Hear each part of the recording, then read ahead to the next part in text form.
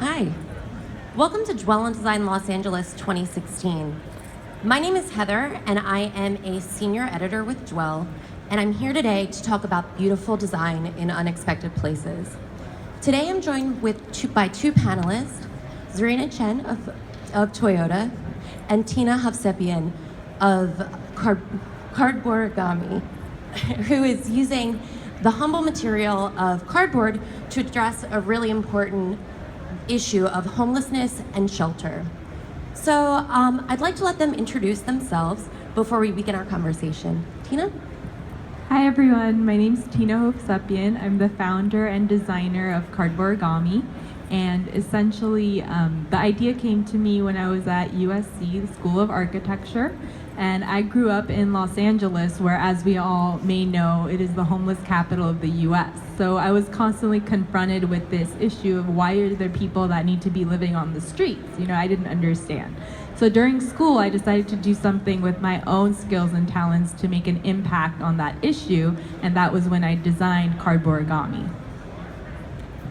Hi everybody, thanks for coming. My name is Zarina Chen. I work at Toyota in the Vehicle Marketing Communications Department in advanced technology. So I work primarily on Prius and hybrids. I personally have an interest in design since college and high school, just in terms of design for social change. So just working for a company like Toyota, it's really great to be able to work on a product that really utilizes design for a very purposeful intents that's outside of just creating cars or design for style's sake. So Great, and I'd like to point out, as you walked here to the stage today, you may have actually seen some of Tina's work. In our outdoor section, we have 5 examples of the shelters she creates. The ones you're going to see here today are a little bit different than the standard model. They're decorated, which is an option for the untreated designs. People can customize them. But before we get into the conversation, I'd love to show a video that shows you a little bit about how the project developed.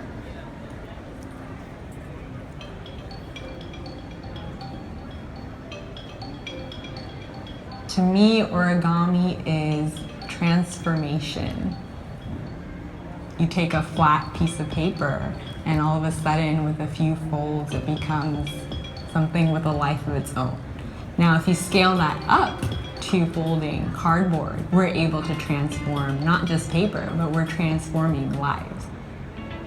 Cardborigami is the result of design with the focus of humanitarian aid. It can be used to provide shelter for the urban homeless or victims of natural disasters. It is recyclable, water resistant, and it's flame retardant. I'm trying to utilize innovation in a way to help people. I think everyone deserves shelter, and that's what Cardborigami is able to provide.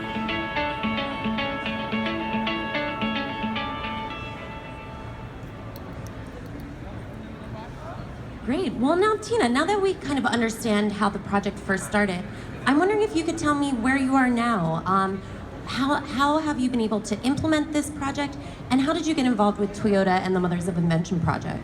Sure, thank you. That's a great question. So currently, we have formed a nonprofit organization in order to get these shelters out to people in need. And there are 2 major programs that we do through that organization. One is called Transition Me, and that is a 4-step program where we get people that are currently homeless and have the ambition to do better to get off the streets. So the first step would be to get their own Cardborigami structure where it would be used in a safe environment with the partnering organization. They would have access to facilities and other services that they may need. So that would be the second step, is getting the services required to mentally and emotionally and physically, get back on their feet. And then the third step would be to get them into permanent housing, which our staff at Cardborigami would facilitate that as a housing navigator, you would call it, where we help people do their applications or whatever they are eligible for. And then the fourth step would be to help them get employment. So I just want to emphasize, it's not really only about the shelter and the product it's really more about a holistic view on how we can help people in the society, that are at their worst. There should be some kind of support mechanism, and that's what we offer. And then the second program we call Youth Employment, which we've been able to implement last year. We hired 5 homeless youth in partnership with the LA LGBT Youth Center. And they actually did the initial construction of about 150 shelters. So we provide them a job with verifiable work experience that they could add to their resume so that they can move on to get another job with us as a reference. So that was a very successful program, and we're looking to launch the Transition Me 4-step program sometime this year as well. So that's what we're currently working on. And in 2015, last year, I was actually contacted by representatives from Tina Brown's organization called Women in the World. It's a wonderful annual summit where women and men and everyone from all over the world come together in support of women's and girls' rights. And I was contacted to go speak there. And they kind of surprised me with the fact that I was to receive a driving solutions grant from Toyota. So I kind of didn't know. I thought I was just going to speak. However, Toyota has now been a sponsor and major supporter of Cardborigami. And just this year, they donated us a truck, a Tundra truck, so that we can locally help deliver shelters all over LA and Southern California. So it's been a great partnership, and we're looking forward to working together. Great. And as we were talking in preparation for today, one of the similarities that came up in the work that you both do is this idea about human-centric design. I'm wondering if you could tell me about that. How can you create a design, whether it's something like a car or something like these structures, that really takes into account the end user, the person? What kind of research and development goes into that, or what are some details that can result from that thought process? So I think when you develop any kind of new design, whether it be a car or some other tangible item, the process is very similar for us at Toyota. We do something very similar to design-based thinking, where you really go out and identify an end user and you design around their needs and identify a problem. You go and learn all about it. So for us, it's a lot of talking to users, understanding what people expect, what do they want, what can we improve on, and then reframing sort of what our challenge statement is, and being able to quickly come up with solutions, have fast iterative prototyping, and then being able to test. And I think that is basically a design process. And although we have different names and it's different lengths and we have engineers and whatnot, it's really this idea that we are really going to the end user and trying to make something that's beneficial to the person that's going to be driving the car or having this experience or purchasing something that represents who they are, what they stand for, or whatever it is that drives them to make big purchases or identify with different brands or products. Yeah, and Tina, how did you end up with the product we see today?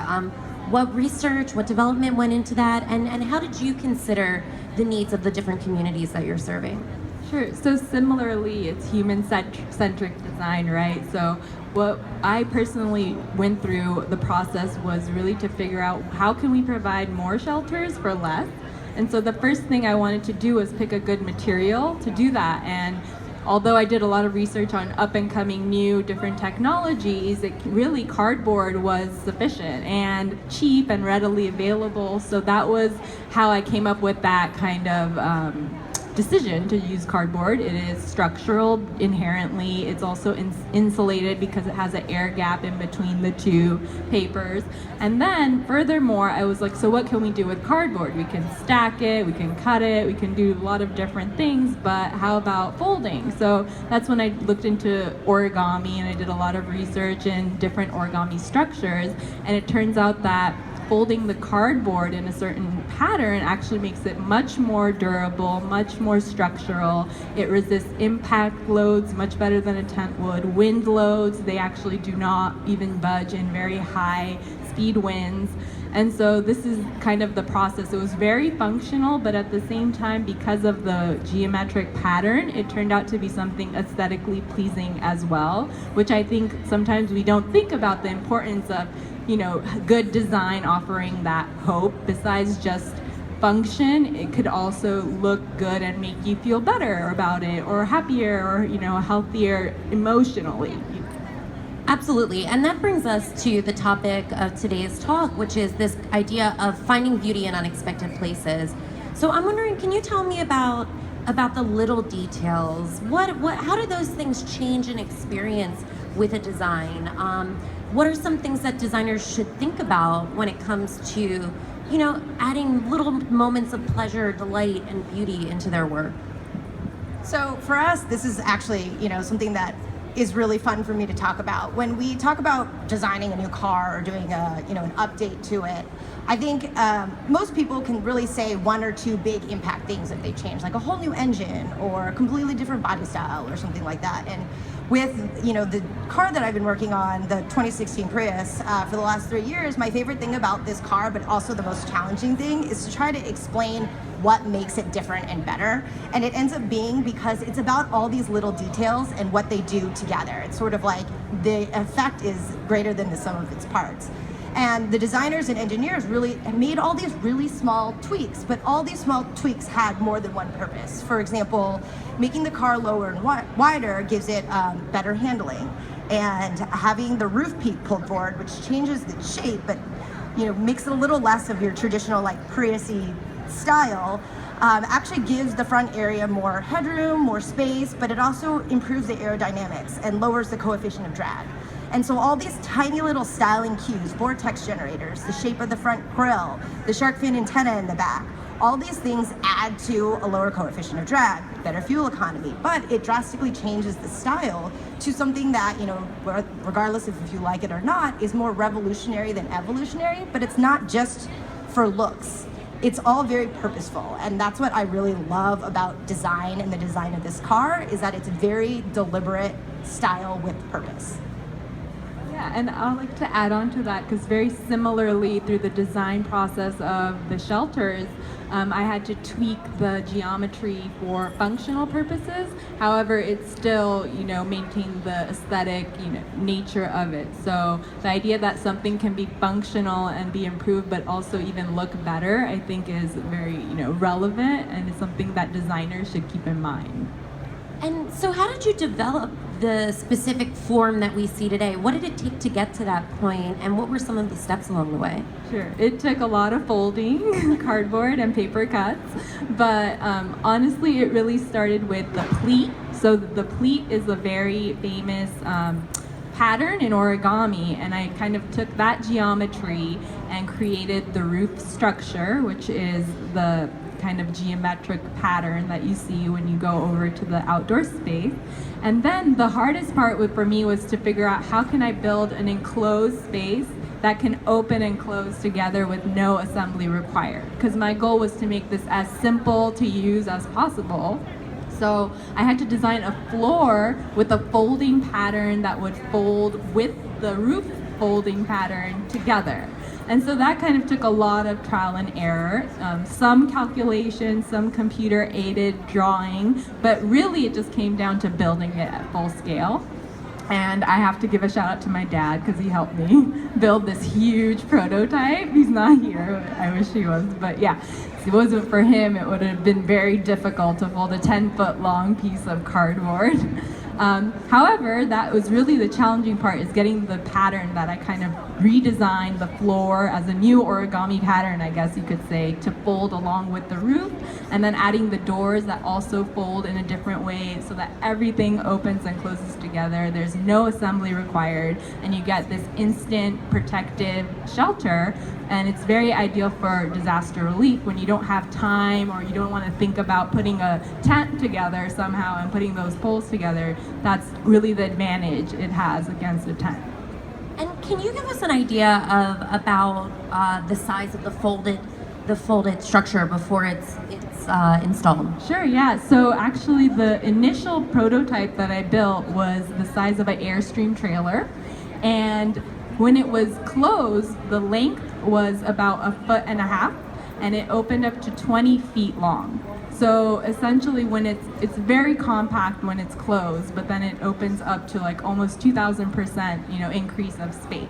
And the smaller versions fit in like a trunk. Actually, in the Prius, you could fit about 5 or 6 in the trunk, which is really, really good. So there's a lot of space in there, which is nice.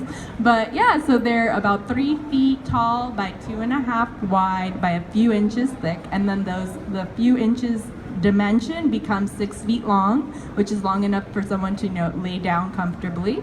And then when it's open, it's comfortable, it's tall enough for someone to sit in it as well comfortably. So that was kind of the human ergonomic design aspects that went into the shelter as well. And something else I want to talk about related to the idea of beauty and design that we've talked about is the idea of customization. How can giving people that opportunity change their relationship to a product? What does that do? Sure. So in the case of, for example, urban homelessness in Los Angeles, we took shelters out to Skid Row multiple times to get feedback from people on, the shelter. Would they use it? Did they like it? Like, what did they think?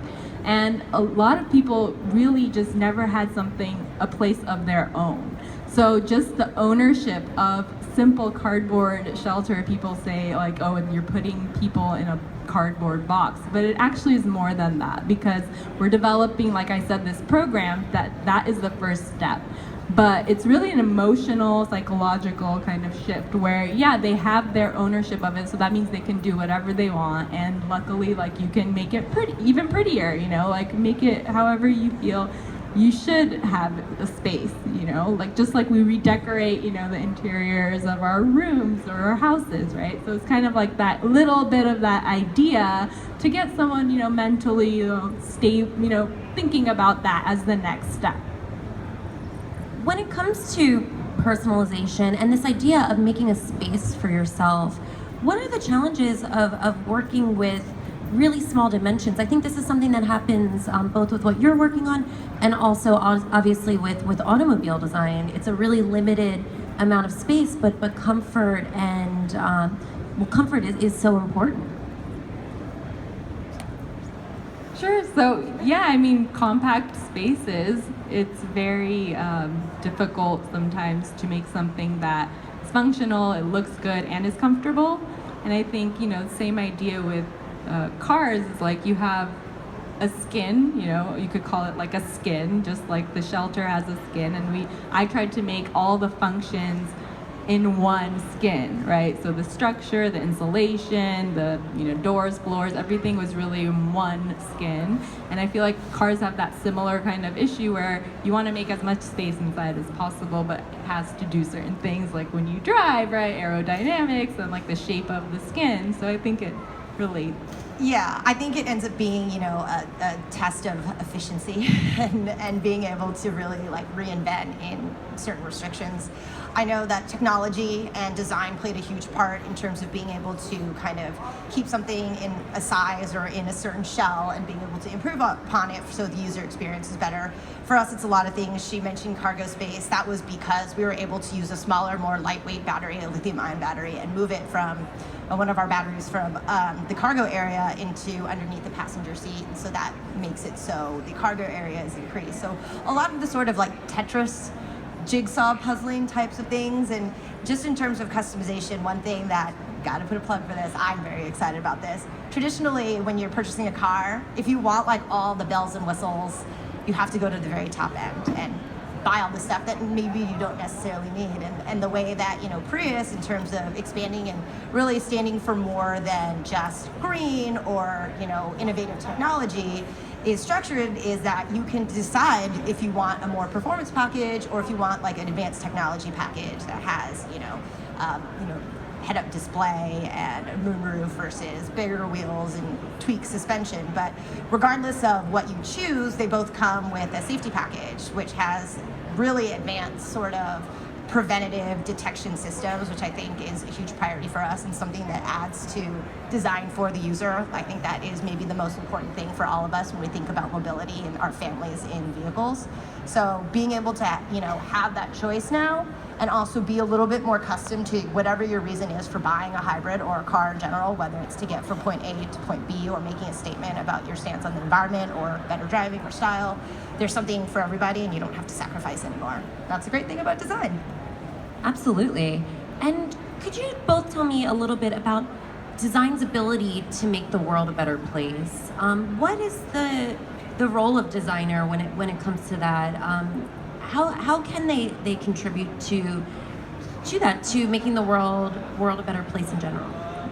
Sure. So I think design and art and culture and all of these things in general really are the main thing in society that can bridge borders or bridge, divides, ethnic, national, racial barriers, right? So when we can design something that looks good, it gets attention anyway, right? So why not use it for a good cause? And I feel what my mission is with Cardborigami is, although I was able to design something that looks cool, what's the message behind it? Because now you have all these eyes looking, but are they just gonna say like, oh, look, that's cool, okay, what's next? Or they say, oh, what is this? What is this meant for? Homelessness? That doesn't make sense. So let's think about it a little bit, and changing the dialogue and the ideas and thought process behind these certain issues that people sometimes just would rather ignore. And so bringing light to certain issues through art and through design, I think, is so important, and more designers should focus that. Yeah, I completely agree. It's about starting a conversation. If you have something that's, intriguing or polarizing even, taking a stance on sort of a controversial issue or something that just makes people sort of look and pay attention. A great example is that we were over at Tina's Space where all the Cardborigamis are, and people from all types of people, little kids, like older people, couples, people just hanging out by themselves, like teenagers, we're all kind of curious because you have these structures that are very bright and very sort of, they make you wonder what it is, why do they look like that, what are they for, and they would all come and explore and ask questions. And that's really what any great design product or brand or anything that stands for something is meant to do, is to start a conversation. And even if you're on opposite sides, you're talking with people that maybe you normally wouldn't, and learning things that you generally maybe wouldn't be open to hearing. So I was just gonna add that there wasn't a sign, so people were like, "What is this?" and they wanted to find out more. But as soon as you put like the info there and behind it, it's like, "Oh, interesting," And I've had the experience where I've met with some people who think, "Well, why should we care about people, other people? Like I care about myself and my family, but why do I need to care about someone living on the streets?" And we had this dialogue because of Cardborigami about it, where I was able to like influence that person's mentality and think like, hey, like we're all connected here. It's not just an isolated kind of life. So it's great. It really opens a lot of doors to do design towards humanitarian causes. I want to leave a little bit of time for audience questions, but first, we've talked about the philanthropic aspects of your work, but how can people who are here today at Dwell on Design get involved? Definitely. We would love to have people involved. We need donations, of course, volunteers. We have events. We have usually an annual event. We're doing one this August, a fundraiser. So come by and get more information. But most importantly, since people love the shelters, we actually sell them in order to help fundraise for our efforts, for disaster relief and homeless aid. So if you guys check out the shelters and you're interested, talk to us. We have them on sale at our website, but you can also, talk to me personally about it. And that's a big revenue source for us to help do the work we do.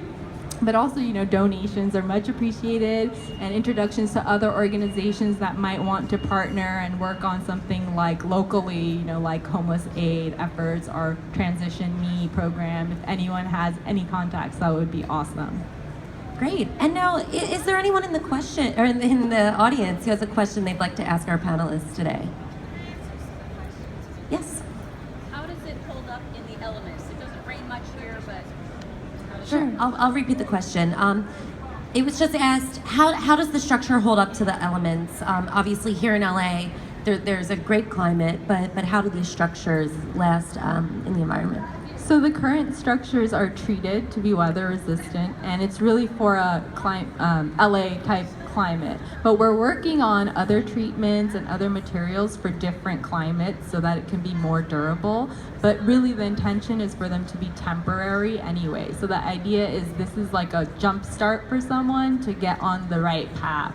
So the fact that it is temporary is kind of beneficial to us because we want to be able to have the urgency of, we need to do the services now. We need to get these people into real housing now, you know what I mean? But we are working on product development and different materials and treatments to help do more durable ones for disaster relief, definitely.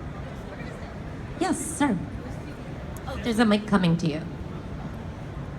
So you're a nonprofit? So as a nonprofit, what kind of structures are you setting up throughout the globe?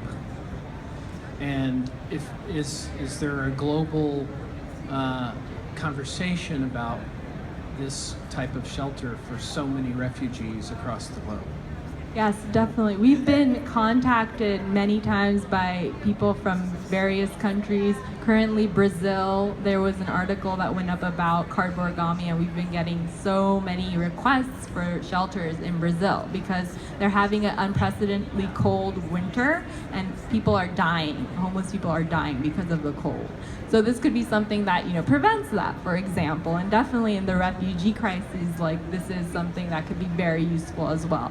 But what we really need is, the ability to scale up and provide these shelters. So that's why we're looking for donations. We're looking even for investors that can help us mass produce this. Big money, yes. Yeah, but you've also mentioned to me disaster relief programs that you've done abroad. Are there any that you'd like to mention today? Yes, so I was thinking and I forgot. Thank you. We actually, last year after the earthquake in Nepal, which literally left the whole country on the streets for a few weeks, because if people's houses weren't destroyed, they were scared to go back in their house, so people were just staying on the streets for like weeks. And that was where we got contacted a lot again for a need for shelter. We were able to send some over, but we didn't have the capacity. Like they needed hundreds and thousands of these, for example, because everyone was on the streets for 2 weeks, scared to go into their house because it might collapse, right? So there's these situations that happen that we have to prepare for. We have to, make a bunch or stockpile a bunch of these shelters in various locations globally, which is something we are working on, identifying what are the best locations where we can have a storage or mass production facility so that in case something happens nearby we can quickly respond. So that is something that's like in the near future we're developing, but initially we're really working on the treatment and the material so we can find something that's more durable for those instances. Yes. Hi, thank you very much. Is everything recyclable? Is there anything that doesn't break down in the product? So the current product is all recyclable, non-toxic treatments. That's part of why it is not 100% waterproof, right? My intention was to make it, eco-friendly for the environment, sustainable. So the cardboard is recycled and the treatments are non-toxic so that the whole shelter can be recycled again afterwards. Thank you. And as we're running out of time, I'd like to ask one last question. And Zarina, I'd like to start with you. What's next at this intersection of both functional and beautiful and responsible design? What are you looking forward to in terms of design developments? I'm looking forward to sort of design taking on more social challenges and social causes. I think there's a lot of efficiencies and synergies that can be found when you take different industries and fields and have them start a conversation or collaborate when they maybe normally wouldn't. And I think that a lot of things that get invented in one area, let's say, healthcare or chemicals or whatever, can find these surprising applications in other ones. Let's say it's, manufacturing or retail or clothing or something like that. And sort of, there needs to be more conversation and collaboration. And I think that is something that is really exciting for the future of design. And I think just in terms of cross functionality. But for me personally, I think it's going to be, you know, for automotive, it's going to be where alternative technology goes next. If we're going to go hydrogen fuel cells or pure EVs, or if we're just going to skip it and have floating cars that are on some weird autonomous grid, like who knows? But for me, design is going to play a huge part of it, and it's going to need the help of lots of different types, styles of thinking and technologies and different fields. So that's going to be something that will be really great to look forward to. Yeah, and Tina, same question. What's next for you? And what are you most excited about? Sure. So as I mentioned, really the next step is scaling up our programs and our mass production so that we can become a global leader of disaster relief, and aid. And really it'll start with the material research and development of the product itself and the mass production technologies as well, which I think aligns with, technology and how cars are, manufactured. We're actually getting some feedback from Toyota about how to streamline our manufacturing process, so that should be helpful as well. But yeah, scaling up.